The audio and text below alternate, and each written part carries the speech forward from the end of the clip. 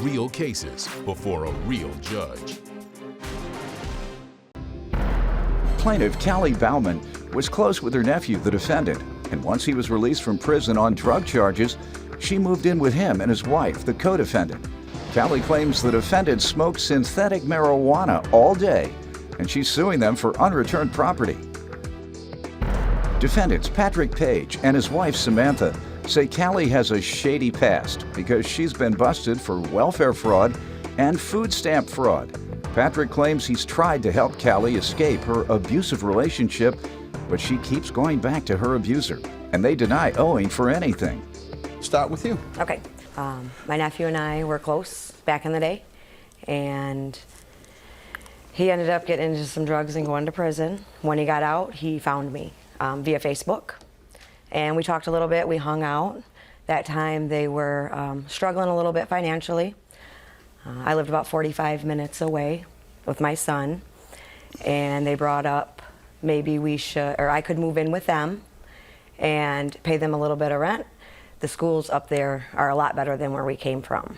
So I decided, after a few days of thinking about it, that would be great. So I went ahead and talked to them, and that's what we decided to do. Moved in when? April 26th. Of what year? 2012. Okay. What was the agreement? The agreement at that time was $315 a month. Mm-hmm. After we agreed on that, we talked about them getting a storage unit for me because I was in a different state. I worked full time. They weren't doing anything but sitting around smoking space. What space? A synthetic weed. Your Honor, that that's they not can true. Okay, go ahead. So then what? So they did find me a storage unit. Okay. How was it living there?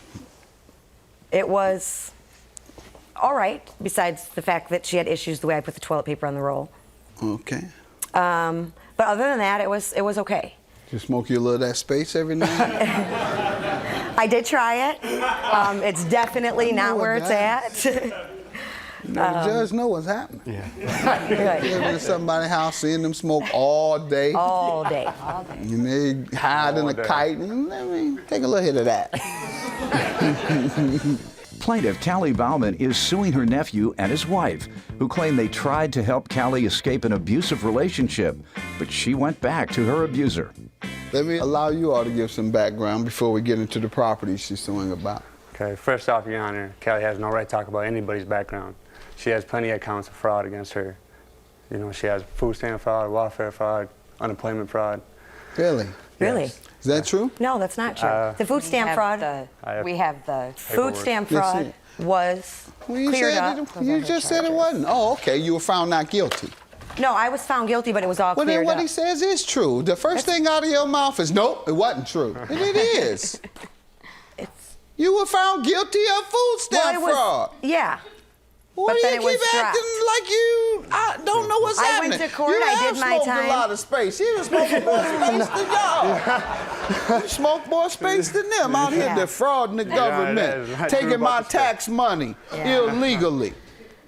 You a Republican? No, I'm just kidding. No, they get the corporate welfare. I'm sorry. No. They get corporate welfare. All right, go ahead.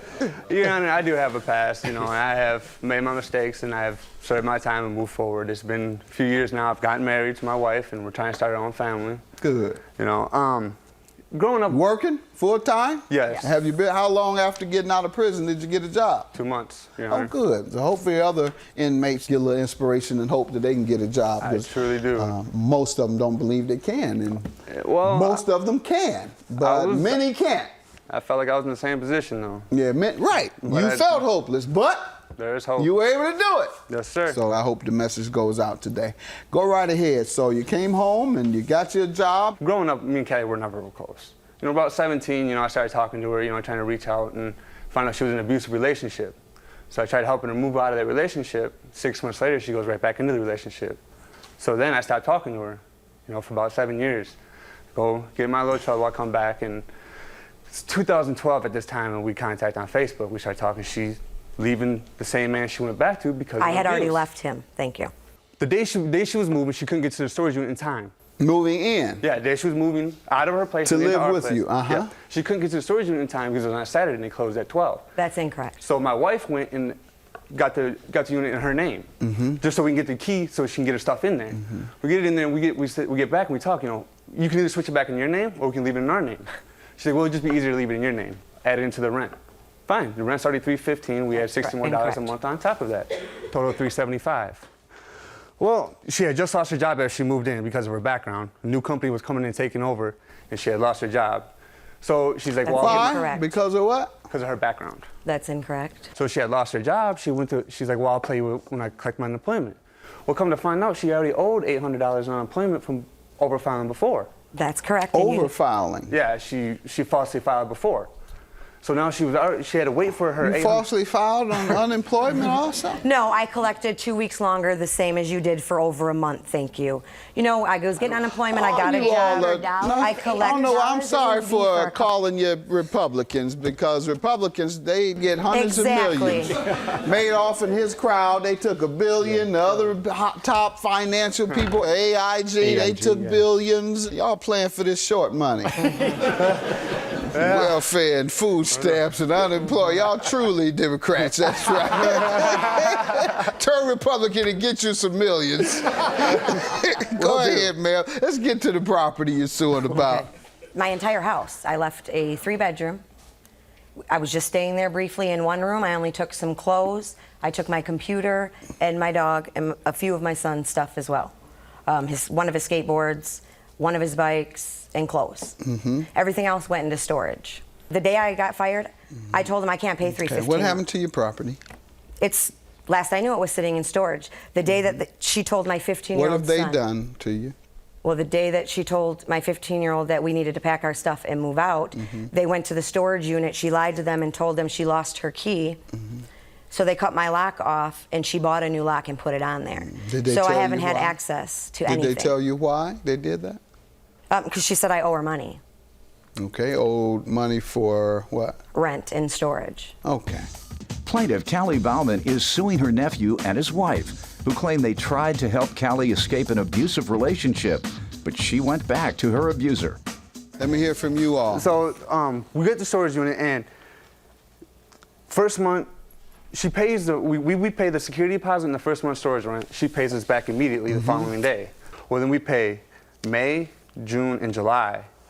Now, May and June, we're adding into her rent at the time. Now, middle of July comes, and she is only giving me like 200 and some bucks out of $600 that she owes me in back rent that's accumulated in June now. I'm freaking out. I'm like, hey, we need money. You know, we need to pay our bills. Well, it's about five days out from the 1st of July. Now, I text her and I say, Callie, your rent is due in the storage. First, are you going to pay it, or do you want us to pay it? I got it. Don't worry about it.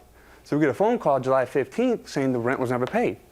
So now I have to come up with the rent for the storage unit. Okay. Because she's not living with us by this time now in July. But she still owed you rent. She still owed us rent, and her stuff was still in storage under my wife's name. So now they're saying, well, they wouldn't change the locks. The storage unit wouldn't change the locks. We changed the locks originally the day she moved out. Why? To assure our rent. You know, because she left us owing money. We never said that to assure your rent from your home. Yeah, we never said she could not get to her stuff. Where are things at? As far as we know, it's still in there. Because we got a call in August 15th. She can't get it if you change the locks. Oh, it was a phone call away. She could make a phone call. Call to who?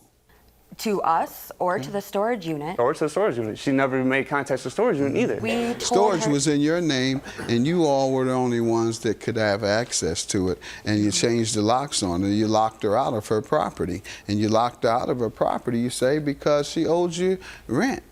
Yes, Your Honor. That's an illegal eviction. When someone doesn't pay their rent, the landlord can't go in and change the locks. The landlord has to go to court and petition the court for their rent and get a judgment. If the rent isn't paid in 30 days, that's what it usually says. You're evicted, you're allowed to put the person out. And that's not what you did. You took the law into your own hands. Can't change locks on folks' property. That was an illegal eviction. You withheld her property because she didn't pay rent. Illegal. Have a good day. Judgment for the plaintiff.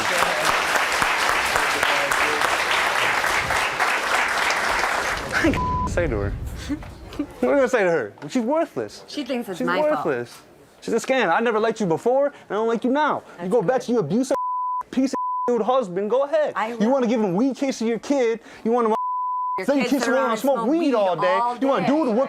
Test him. Lost your Drug girls. test him. He Where's your 3 works. girls at? I'm working So do too. we. My kid works. Where's your 3 daughters He at? goes to school. Where your 3 daughters at? Foster care. You don't Why have is that? custody. Can you have children?